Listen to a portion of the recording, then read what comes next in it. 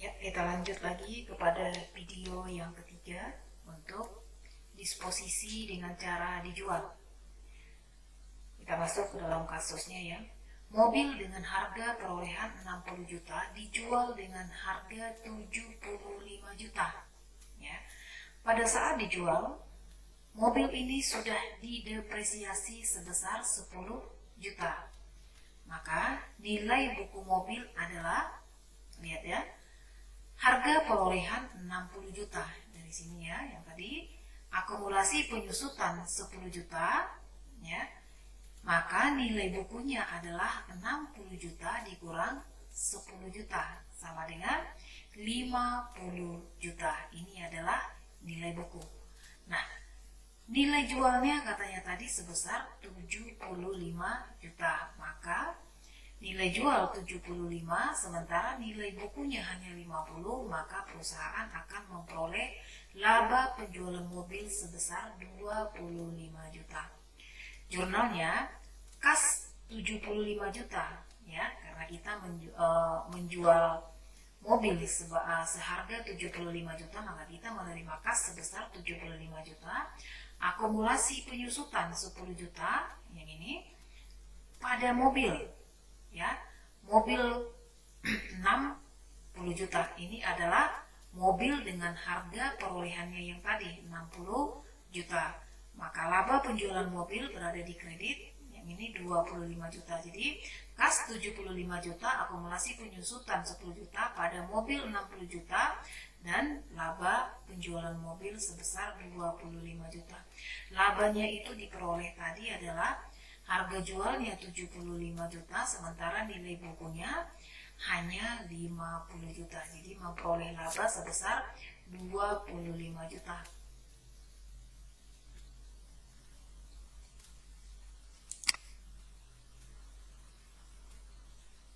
Ya, berikutnya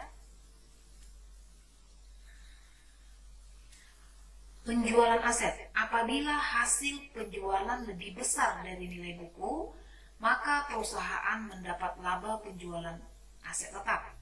Sedangkan apabila hasil penjualan lebih kecil dari nilai buku, maka perusahaan menderita rugi. Nah, yang ketiga adalah disposisi dengan cara ditukar. Pertukaran aset tetap sering terjadi dalam praktek karena perusahaan biasanya ingin menyempurnakan asetnya agar dapat bersaing dengan perusahaan lain ya. Kita biasanya ini maksudnya mengikuti teknologi yang semakin canggih ya. Yang kedua, pada umumnya perusahaan mengakui keuntungan ataupun kerugian yang timbul dalam transaksi pertukaran aset tetap. Yang ketiga, alasan untuk mengakui keuntungan atau kerugian ini adalah karena kebanyakan transaksi aset tetap memiliki substansial komersial. Yang keempat, suatu pertukaran dikatakan memiliki substansial komersial apabila arus kas di masa datang berubah secara signifikan sebagai akibat pertukaran aset tetap tersebut.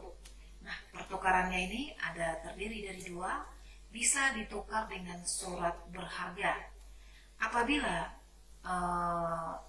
ditukar dengan surat berharga, maka aset tetap yang diperoleh dengan cara ditukar dengan saham atau obligasi perusahaan dicatat dalam buku sebesar harga pasar saham atau obligasi tersebut.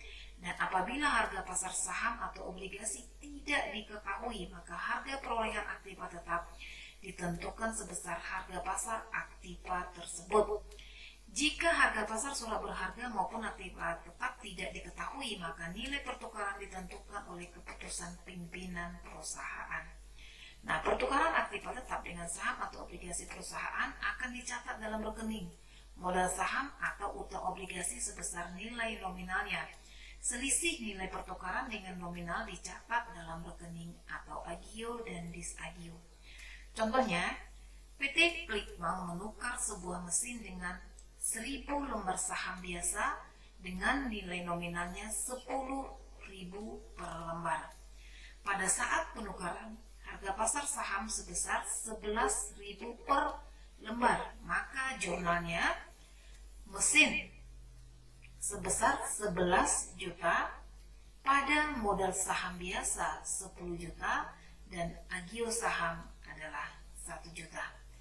Apabila dalam pertukaran ini perusahaan menambah dengan uang, maka harga perolehan mesin adalah jumlah kas yang dibayarkan ditambah dengan harga pasar surat berharga yang dijadikan penukar.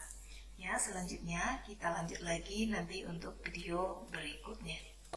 Ya, kita lanjutkan ke video yang keempat untuk aktiva tetap. Nah, apabila disposisi tadi ditukar dengan aset tetap yang lain. PSAK nomor 16 menyatakan bahwa harga perolehan aktiva tetap yang diperoleh dinilai sebesar nilai wajar aktiva tetap yang dilepas atau yang diperoleh. Mana yang lebih andal, ekuivalen atau nilai wajar aktiva tetap yang dilepaskan setelah disesuaikan jumlah kas atau setara kas yang ditransfer. Jika nilai pasar aktiva tetap lama maupun baru tidak dapat ditentukan, maka nilai buku aktiva tetap lama yang akan digunakan sebagai dasar pengakuan.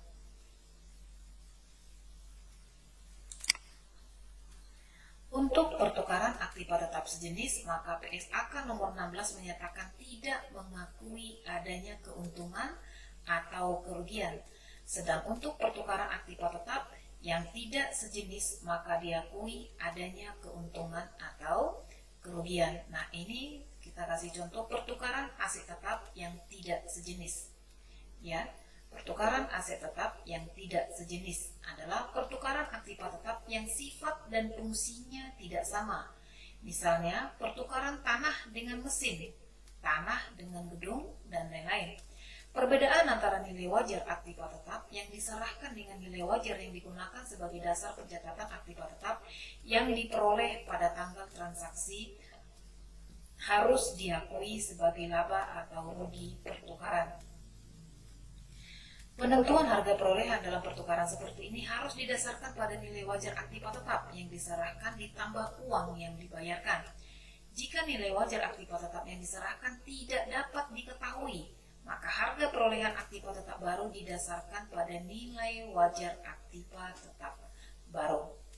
Contohnya, awal tahun 2006, PT Klikbank menukarkan mesin produksi dengan truk baru. Harga perolehan mesin sebesar 2 juta, akumulasi depresiasi sampai dengan tanggal pertukaran sebesar 1.500.000 sehingga nilai bukunya sebesar 500.000. Nilai wajar mesin tersebut sebesar 800.000 dan PT Klikbank harus membayar uang sebesar 1.700.000, maka harga perolehan truk adalah ini dia.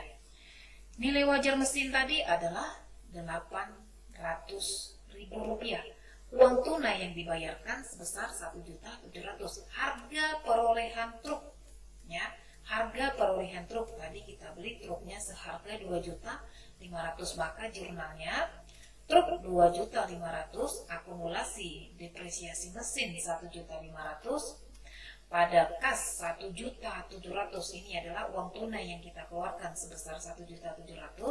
Nah, mesin 2 juta.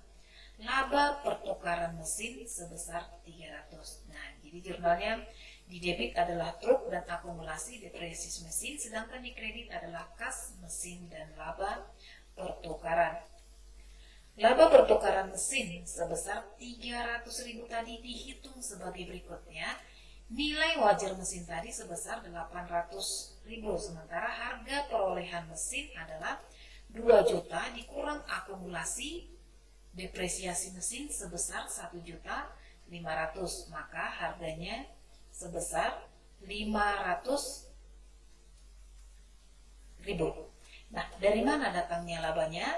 Ini adalah nilai buku. Nilai buku adalah 500, sementara nilai wajarnya adalah 800. Maka labanya adalah laba pertukaran mesin sebesar 300.000, yaitu selisih antara nilai buku dengan nilai wajar mesin.